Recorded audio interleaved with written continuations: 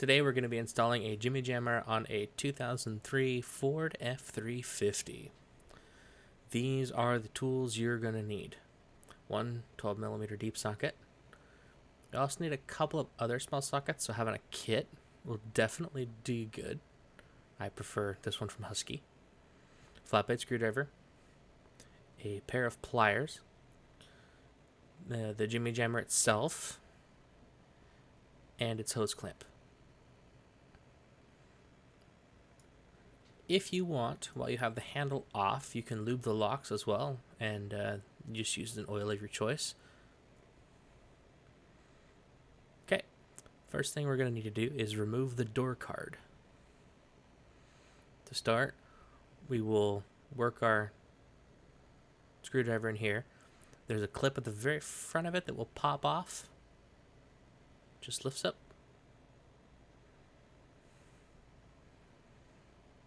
There are two plugs, and they are keyed, so you don't have to mark them. Inside, we'll find two hex screws. This is the first of them. For me, 9/32 fits the best, looks like, but your mileage may vary. So go ahead and set that up and remove the screw.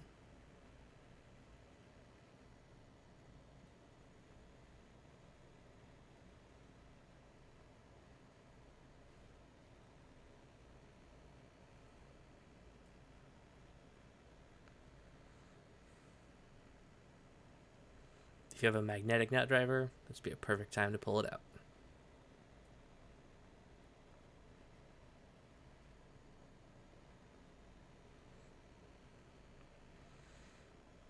Now we will take our flat blade screwdriver, pop the reflector off.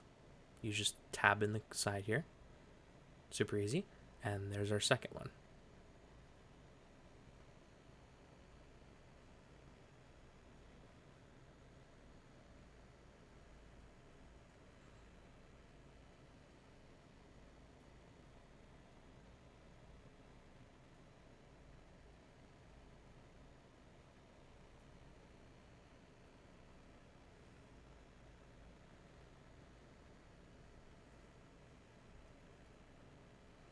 Alright, now the door card comes off right after this guy. Just pull on it, it'll pop right off. And the door card will pull straight up and come right off. No problems. So we'll set it off to the side here. This liner is glued, so just carefully pull on it. It doesn't really matter if the spot around the lock piece tears. You'll want to pull it far enough to where it's out of your way comfortably. Totally up to you how far you want it to go.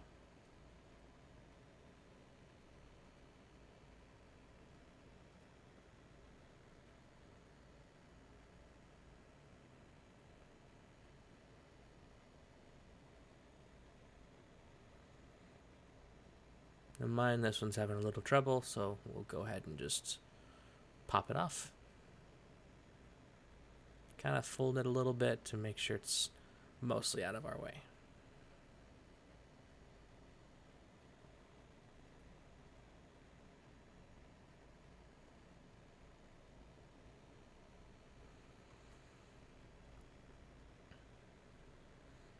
So, we need to pull this plug out. That's access to one of our bolts.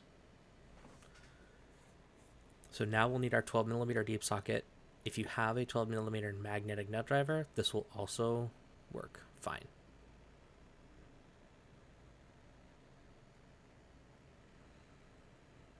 So our first nut is through that hole you just exposed with the plug. These can be a little bit tough to pop loose.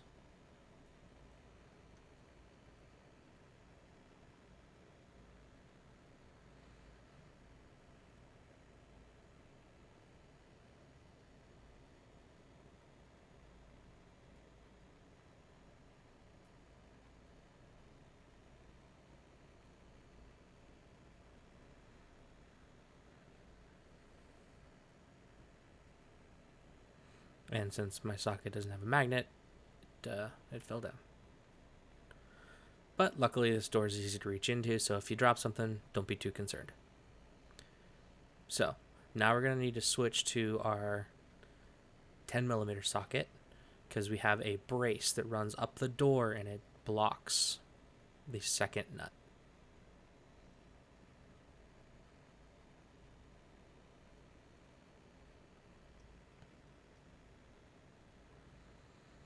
I recommend moving it all the way. That way you can move that brace wherever you need to.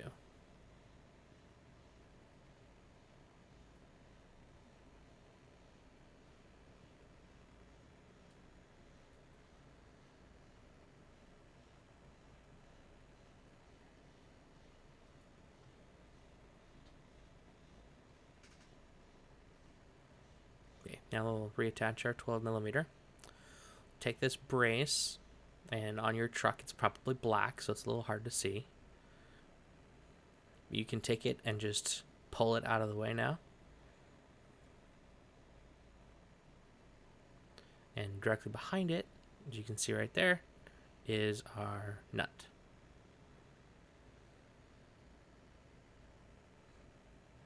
So it also could be a little difficult to pop loose.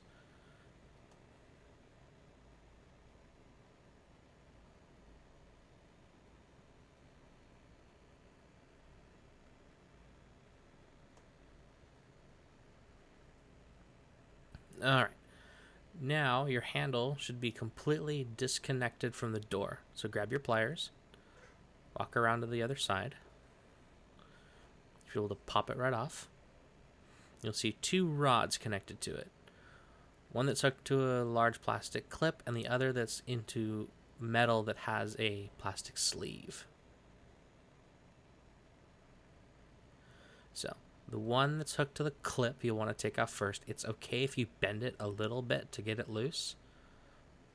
This is your lock actuator bar.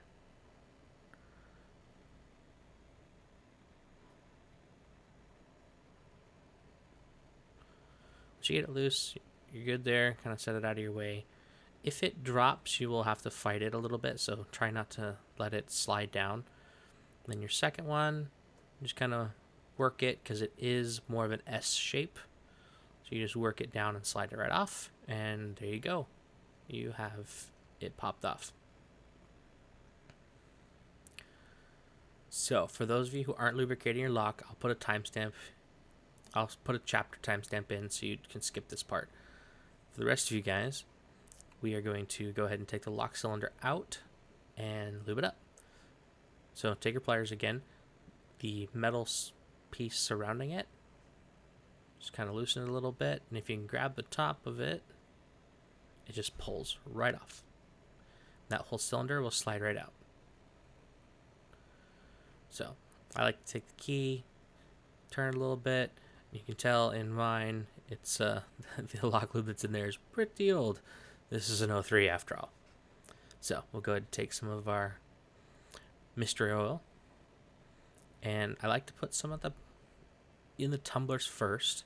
It'll seep its way down through the mechanism, and then also put some on the back because there is a friction point right where the stoppers are. It runs along a track there, so that can cause a slowdown. So go ahead and put your key in, twist it a few times, work that oil in there, move the key in and out so you work the tumblers up and down, not just around. And it's feeling pretty smooth here. Yeah, that's much better than it was before.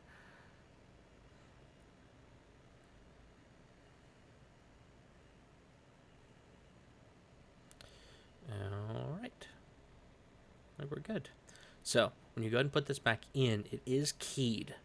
So you'll see one side of the plastic is bigger than the other, where the slot is, and that corresponds to the slot matching the key cylinder. If you put it in backwards, you'll have to force it. Don't force it. So, once you're back in, all the slots should be lined up, and now we can put our rod back in, which the spring rod is a little bit difficult to get in, but all you gotta do is work it a bit with your pliers.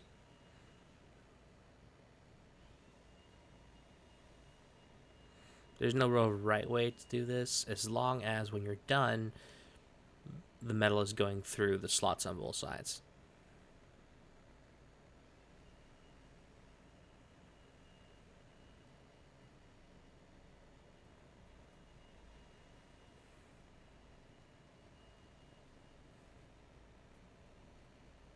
Just like that.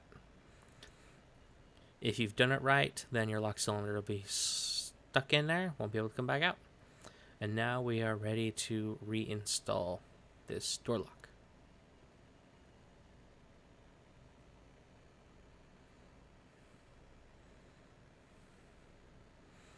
So we'll need our Jimmi Jammer. The hose clamp can wait for now.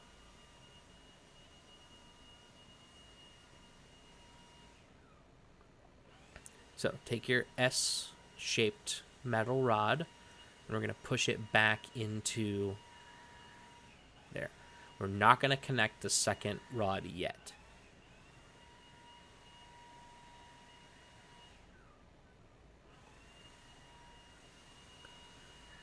So this is where things get a little tricky. So if you have the official Jimmi Jammer one, it will tell you which side it's supposed to go on, passenger or driver. These are also keyed to match the lock cylinder and have a hole for the bottom stud on the handle. So it'll only go on one way. This is where it gets a little tricky. It's you got to work it in behind the brace. Once you get it in behind the brace, then we can start to work it onto the door handle itself.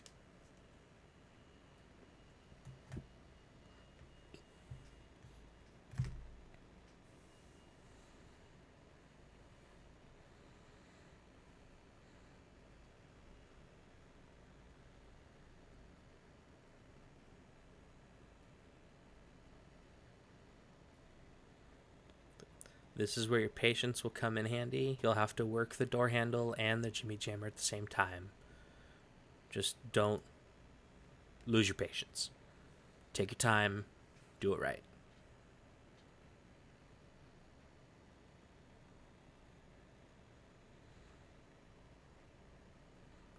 This little painstaking installation is definitely what's going to help save your truck from being stolen. Once it's in, you know it's in. The steel of the Jimmi Jammer should be touching the steel of the door. That's how you know it's fully seated, while the handle is fully seated. Now, what I like to do, from what I've learned, is I will take my 12mm and one of the nuts. You can do both if you really want to. It doesn't matter. But at the very least, you want to do the bottom one. If you don't put these nuts back on now, you will be fighting the door handle coming out the entire rest of the installation. And it'll make it a ton more difficult.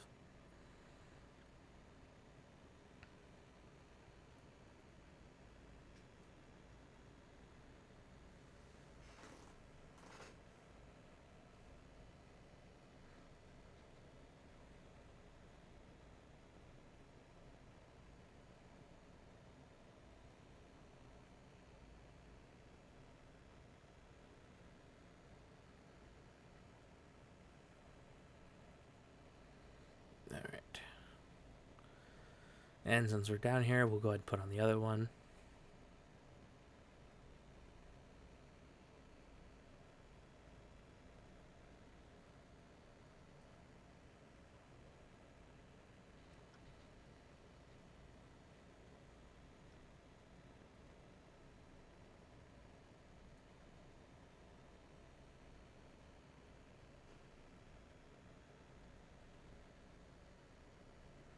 Alright.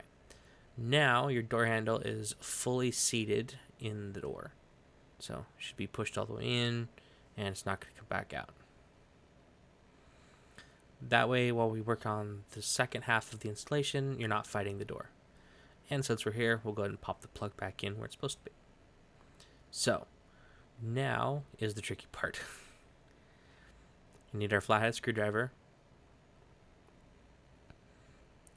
And we are also going to need our hose clamp. Oh, there we are.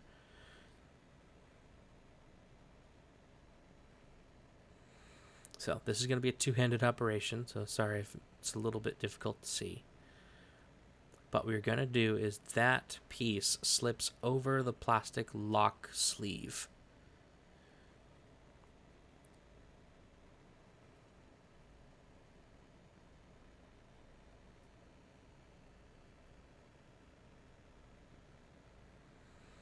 So since it starts off loose, you can kind of, if you want to, you can predict where it'll be snug and try to get it on there.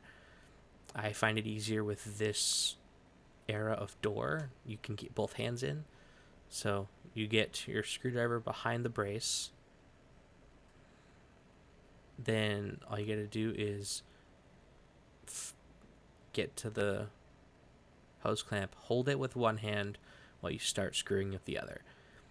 It can be super difficult, but be patient. Your screwdriver will probably slip off a couple times. Don't get mad. This is one of the most important parts of the install.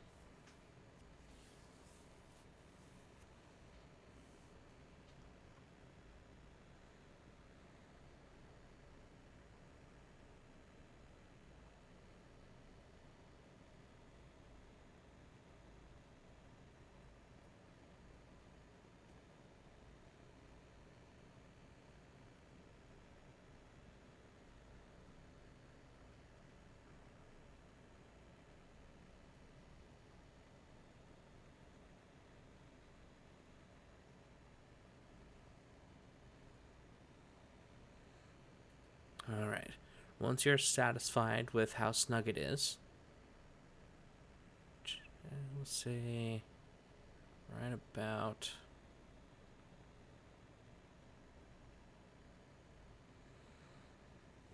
you don't have to go super tight, just snug enough to where it's not going to slide off, because all it does is provide extra bracing for the Jimmi Jammer.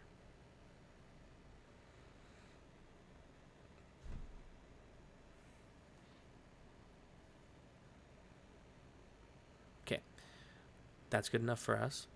So now what we're going to do is we can take this brace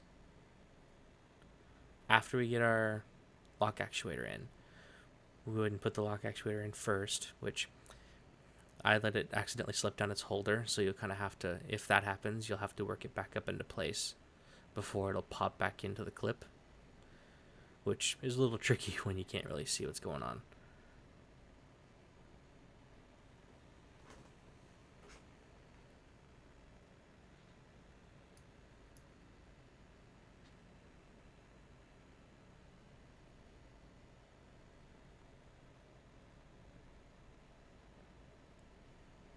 There we go. All right.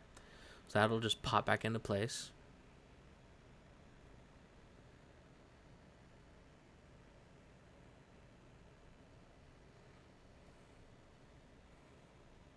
And now we can take our... That's just the lock actuator. Everything, all the bars should be in place now.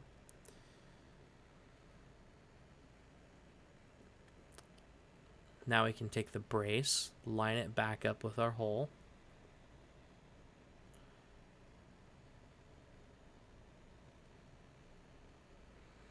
Grab our 10 millimeter.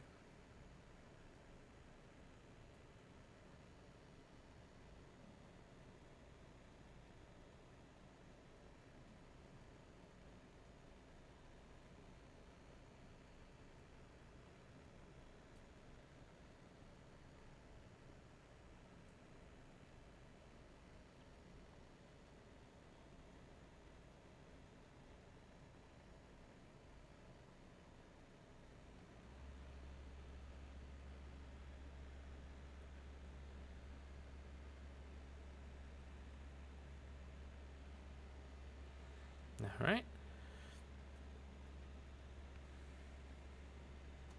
Now we can test it with the key, make sure that the lock actuator works, which it does. and kind of pull on our door handle to make sure all our rods are moving just the correct way. So now all of your stuff is reconnected. We can take our piece, we can put our backing back on. So you see all of these slots in the door. There's, I want to say there's 9 of them or so. They correspond with slots in the door card. So just route the cables back through where the control panel goes. Lift up the door card, line up these slots with the holes in the panel. And then you can line up your lock actuator. It's easiest if you have it unlocked. And then the door card just slides down into place. Then we just put both of our screws back in. Then we'll put our control panel on and our reflector down below. And you just push the top piece, pop it back into place, and we're done. You've installed your Jimmi Jammer.